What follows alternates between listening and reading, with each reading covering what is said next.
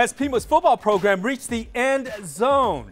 Will legalizing sports betting further corrupt college sports? It is Tucson's police chief above the law. These stories and more next on the 520.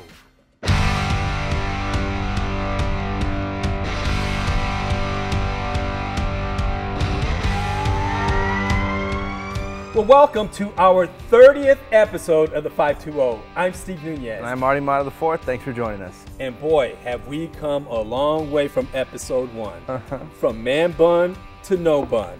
Got to give you credit, and you're here under the weather, but we're going to get you right through. Before the summer. Yeah, we're going to get you through, man. Hang in there, bro. Chacho. Well, should Pima Community College save football, its biggest and most popular sport, by cutting smaller sports? About 100 people attended a meeting to discuss the future of Pima's $500,000 a year football program. Pima officials point blame at costs in a shrinking junior college league. As the 520 previously reported, the Maricopa Community College District announced earlier this year it's cutting football at all 4 of its Phoenix area colleges next year. So, which sports should Pima Community College cut? The original version that Jeff Skirt had for Pima football was for Pima to belong to Southern Arizona. All the kids in Douglas could have somewhere to play football. Sierra Vista, Ajo, Safford, Globe, all that stuff. If we were to cut Pima tennis, Pima racquetball, Pima volleyball, cross country, those places are still present in Southern Arizona. Anywhere else, the only place that they can't do, or the only thing that they can't do is football. I agree with you on that. Bye to cross country. Bye to tennis. Bye to racquetball. Bye to all those other sports where you can just go to a private country club and play. Seriously. But to end football, your biggest, basically, money maker. The mouth that feeds The mouth that feeds all the other programs, you cannot do away with that. I don't care who you are.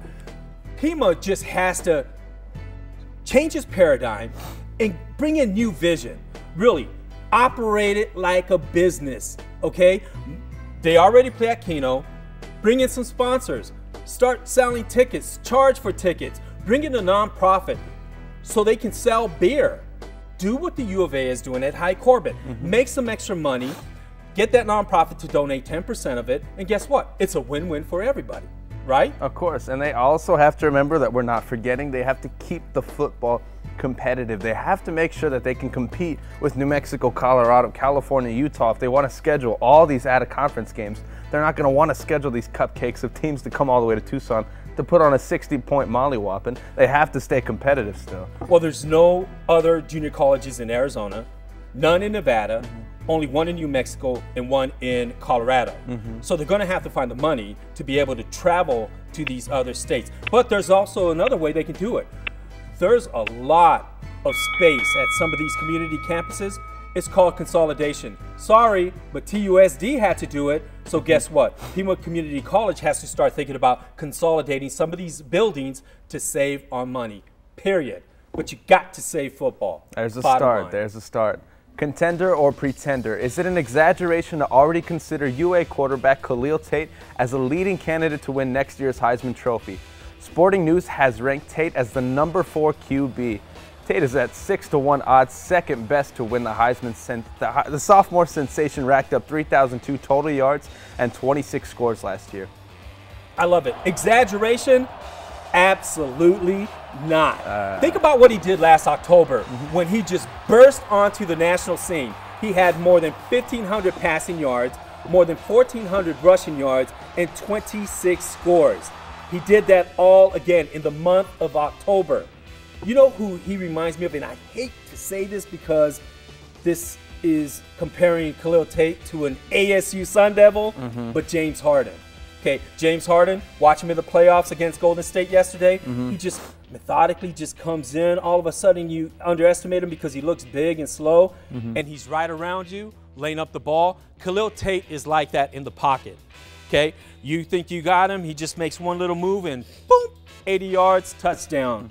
I think Kevin Sumlin is going to be able to put all of that together, the trickery, the athleticism, and the IQ, and make Khalil Tate a Heisman Trophy winner. But more importantly, this is an opportunity for Arizona to reinvent its image.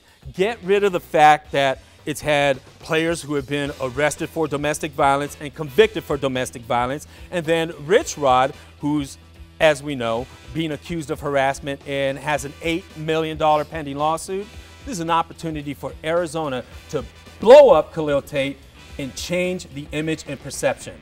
Maybe then high school students will start to think U of A is a really good football program as opposed to the opposite, where they have a negative perception of the U of A football program. And from a football perspective, everybody except for Khalil Tate is going to be deciding if he can make a successful Heisman campaign or not. The running game, the wide receivers blocking downfield, Kevin Sumlin's play calling, Marcel Yates' play calling. Everybody has to be in on this as a team to make sure that he can make a successful run to this. Can they schedule a good out-of-conference game to get him national exposure against a nationally competing team? There's so much working around him, and how well can they hide his flaws and expose his successes? There's so much working against him that I don't know if he could possibly do it. I will say against the other quarterbacks, he outranks Jake Fromm and Mick Sorley. Bottom line, Khalil Tate for Heisman, the campaign should start yesterday. Let's get it done, U of A. All right, well, the Diamondbacks were given the green light to leave Chase Field after 2022. We at the 520 say, good. Just don't ask us for a dime to build a new stadium.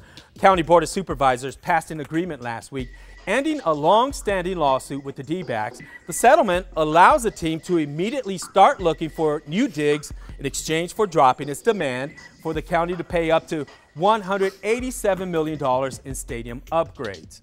Okay? Chase Field is 20 years old. You're 20 years old. Do you need $187 million in renovation? Well, I mean, you're a young whippersnapper. I do. Come on now. I do when places in Colorado and Los Angeles are getting millions of dollars in renovations. You need a little bit of Benadryl right now. Yeah, of course. No problem. No problem. My body needs $187 million in renovation. Chase Field is still relatively new when it comes to stadiums. There's no justification for it. Really? Bye-bye, D-backs. They already have their minds made up that they're leaving. Look, they want to get rid of everything in the past. They don't want anything to do with anything that Jerry Colangelo had to do with, and that was building Chase Field. I'm told behind the scenes, they're already meeting and they're looking for a way out. They're already looking to move possibly to tribal land in Glendale. And you think about it, it makes perfect sense now that they want to leave and build in that area because there's a casino in that area, and now the U.S. Supreme Court just did what? Open the door for gambling. So it all makes sense now. And to me, it's hard for me to be on board with it when all I can think of is that these guys saw an opportunity to take advantage of taxpayer money. But it also would be kind of beneficial for Phoenix, the way that Arlington built their stadium for the Cowboys, the way that Inglewood's getting a stadium. This on a sort of rubbish side of town, put a nice big attraction, and it'll clean it right up. But it's still going to cost taxpayers. Guess what? When the state has to demolish that big old stadium, who's going to pay for it? So, I mean, come on. Me and you. Thank you. Should you place your bet on Justify, trained by UA alum Bob Baffert to win the second leg of the Triple Crown? The 520 says yes. Justify just became the first horse since Apollo in 1882 to win the Derby, having had no racing experience as a 2-year-old. Baffert likened Justify to 2015 Triple Crown winner American Pharoah. Baffert has never lost the Preakness when one of his horses won the Kentucky Derby. Justify gives him his 5th chance to win the Kentucky Derby. I say all in. Place your $2 trifecta bet, box in. It'll cost you $12. Guess what? You can win upwards of $56 depending on the other 2 horses that you pick and whoever comes in second. I really think Baffert, again, we talked about this last week, he is the greatest trainer to ever live, period. And Tucson should be naming streets after him. Nogales should be naming streets after him. The U of A should be naming little avenues after him. Bottom line. And I think a little bit of Steve is rubbing off on me today because I'm completely biased towards the Arizona native. Give us this nostalgia. Just give Tucson this. We haven't had ownership in sports since 2001 with the Diamondbacks. Let us have this, I say. Well, I think he wins, and here's why. Pimlico in Baltimore is 1 3/16 of a mile. You saw what he did in the Kentucky Derby. When he turned that coming around the fourth turn, he sprung, took off, and guess what? Built his lead and won. Shorter track, I think he wins easily. Of course. Okay, man. all right. Let's look at some of the bets we are making this weekend. I have Justify, Good Magic to place, and Bravazzo to show. That is my trifecta. Going to box them in again on a $2 bet. I'm going to win this bet, baby. What do you have? And up next, I got Justify to win, Diamond King to place, and Lone Sailor to show. Oh, wow. Lone Sailor, and I long got shot. That's like 25 to 1 odds right now. And I got a little bit more than $2 riding on that one. Oh, really? How much you got? Cheeseburger? $3. $3 Happy Meal. There we go. That's what they cost now. All right, moving on. Will the Supreme Court's ruling to allow states to legalize betting on sports lead to more corruption in college sports? Well, the NCAA is against legal and illegal sports betting, which it claims has the potential to undermine the integrity of sports contests and jeopardizes the welfare of student athletes and the intercollegiate athletics community. Whoever was in charge of this didn't have the integrity of sports in mind whenever they were pushing this to the Supreme Court. I do think that the Supreme Court did a fantastic job of staying completely unbiased and saying, well, it's their business, they can run it. Who are we to say what they can and can't do? But how is this not gonna affect college sports? How is this not gonna affect professional sports? From journalism to analysts to being fans of the game, the way they cover the game, this is revolutionary.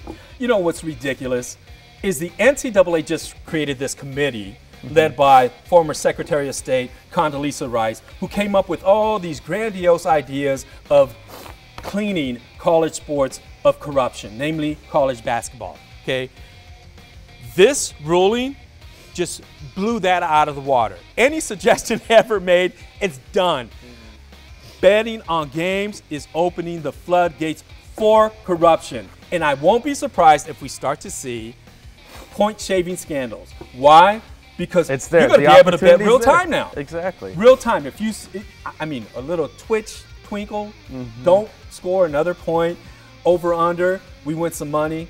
I mean, come on. Everyone has their hands in the cookie jar but the players. But now there's an opportunity for everyone to gamble. And I guarantee you're going to see new sports channels pop up that are just going to be, talking about over, under, the odds, and talking about bets to make, the smart, safe bets.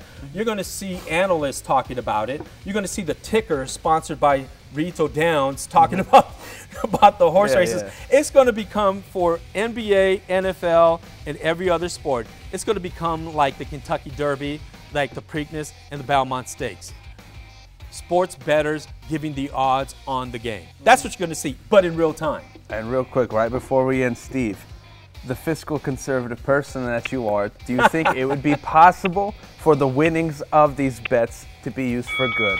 Come on, we saw what the lottery did. Come on, feed a lion a steak, they want more. They will never put this money into education or on roads as they promised. We're seeing that right now. To pay teachers. We've seen that with the lottery. It's not going to happen. Our state lawmakers, we live in the most corrupt state. We're already seeing these studies come across our front desk talking about this stuff, and we will get into that more later on the 520 because that is a pathetic shame. It's a heavy topic. It's a heavy topic. All right, let's jump right into Do We Care? As you know, we love to tackle community issues and not just sports, break them down and ask ourselves, do we care?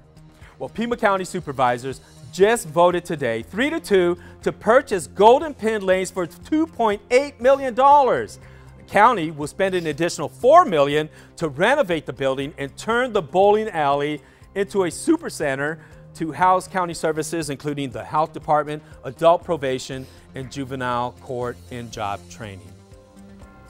And this sounds fantastic. Another one of those. This sounds fantastic to me. Resources in an underfunded side of town. Resources on an underfunded street. Of course, you're going to have a bone to pick with this one. I don't know where you're going to go with this.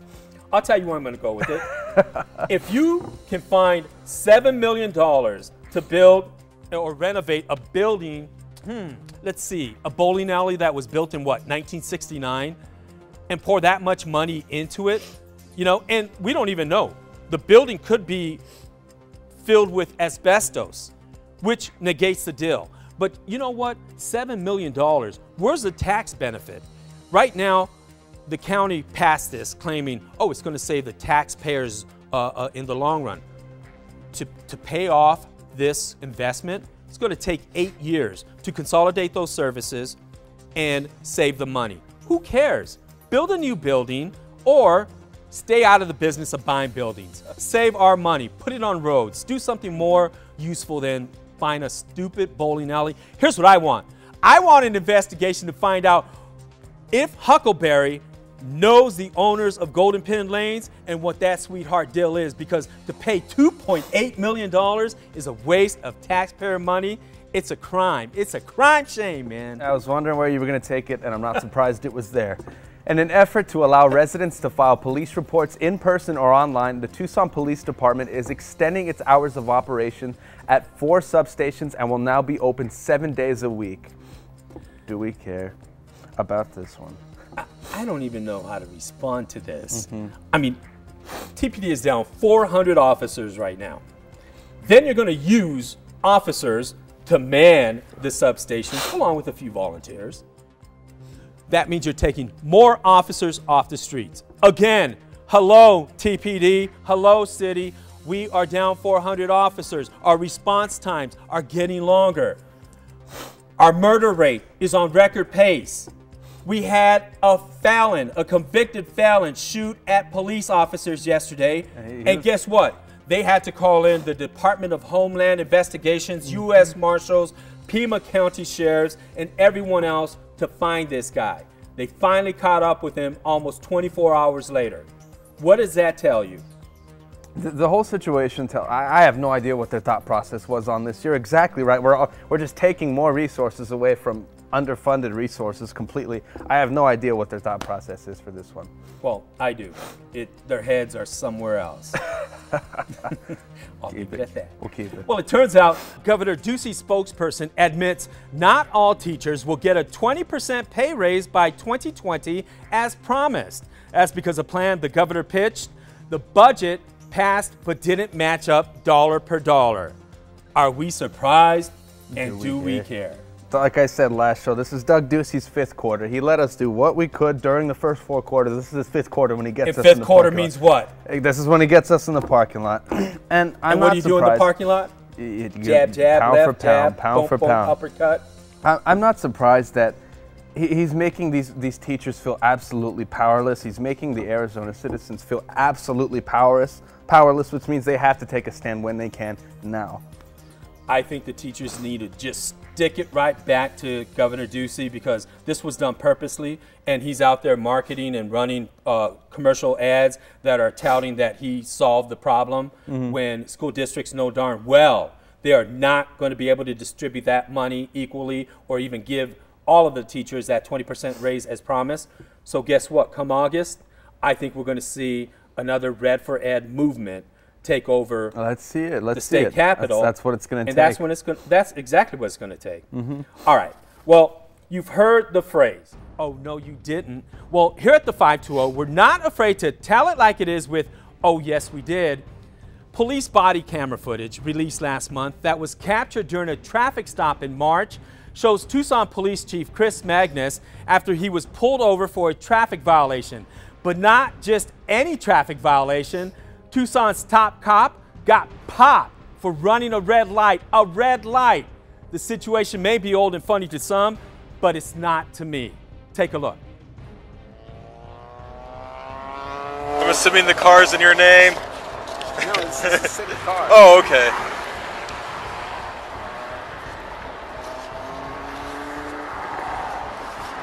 I'm going to go and guess the insurance is good then, right, sir? Yeah, I think so. All right, well, I appreciate I give warnings, so. No, well, I'm sorry. As I said, I wouldn't have, if I thought it was, trust me, I know this is a tough intersection, so I would not be, it's all right, sir. Something that I didn't think was good. Yeah, but I appreciate that if I got it wrong, sorry about that. It's all right, sir. Have a good night, all right? Take care.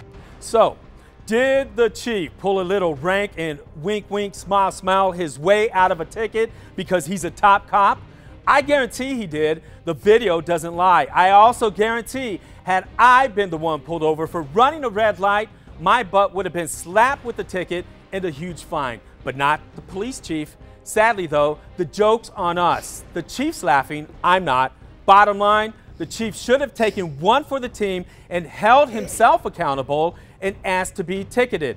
Down 400 officers. If community policing is going to work, all citizens must trust the entire police department from the top cop down. And it turns out, to make things worse, you're driving over here to the studio and you get pulled over because you were doing what? I was eating a Pop-Tart. Eating a Pop-Tart. And you got pulled over, and what did they tell you? It was distracted driving. I was impeding traffic on a 2-lane road. Did you run a red light? No, I was impeding traffic by eating my breakfast. I know, I'm laughing. Enough said. All right, you may be laughing. I'm not. Yeah. I'm pissed. Oh, goodness. Up next, after the Craig Carter sentencing, the dilution of FBI bribery charges, it's a new dawn and new era for the University of Arizona. No more scandals, more focus on higher education. I myself live by a rule I've learned as an employee and as a husband. We're done correcting, now let's start improving. Well, we have one problem right now, exploring the gender gap in college leadership at the University of Arizona. Since this is all statistics, let's name some. From 2016 to 17, out of 85 department heads, including directors, 63 were men and 22 were women. The number of male deans, 14, also far outweighs the number of female deans to 4. Don't come at me with, well, maybe the males are just more qualified for the position. Well, actually, there's not a shortage of female leaders in higher education, especially in Arizona. ASU's most recent demographics show that the male and female administrators are almost 50-50. And NAU has more women in administrative positions that fall under business and financial operations, 340 to 121. Linda Dell, UA's chair and faculty senate, was even quoted by Arizona Sonora News Service with saying, "This has not been one of the things that faculty care about. They care about the DACA students or they care about the scandals in athletics. Those are things that we hear about on a regular basis." End quote. While the university is currently facing a lawsuit by former Honors College Dean Patricia McCorkadal, who claims that her and other female deans are underpaid, maybe it is time that we address this as a problem. After this assertive and thrashing culture that has nearly rebranded itself as prominent at the university, quite possibly the only improvements that can settle the dust are from women. At the dawn of a new era at the University of Arizona, why don't we begin it with a little gender equality? And rebranding the university as a whole, especially the entire athletic program. Well said. Way to hang in there, bro, Chacho. Thank you, thank you. I know you're feeling under the weather. You okay? I'm all right. I'm SpongeBob. All right, hopefully this will cheer you up. I got the suds. All right, so before we go, take a look at this. Brooks Koepka lands a spot as a 520's clip of the week for this incredible shot at the Players' Championship. Not a birdie, not an eagle, but a 208-yard one-bounce albatross on his second shot at the par 5 16th. Koepka may have finished the tourney tied for 11th, but he won over Twitter with that smasher. Not a bad shot. I wish I could do that, but hey, he finished 11th. Tiger Woods was right there next to him. Not a bad way to finish. If I do say so. Well, that does it for our 30th episode of the 520. Our goal is to tell it like it is because it's all about giving voice to opinions, even if you don't agree. Be sure to follow the 520 on Facebook and on Twitter at the 520 Tucson. And if you have a topic you want us to cover, send us an email at the520@kvoa.com. I'm Steve Nunez. And I'm Arty Mata IV. Join us next week on the 520. Go Cats.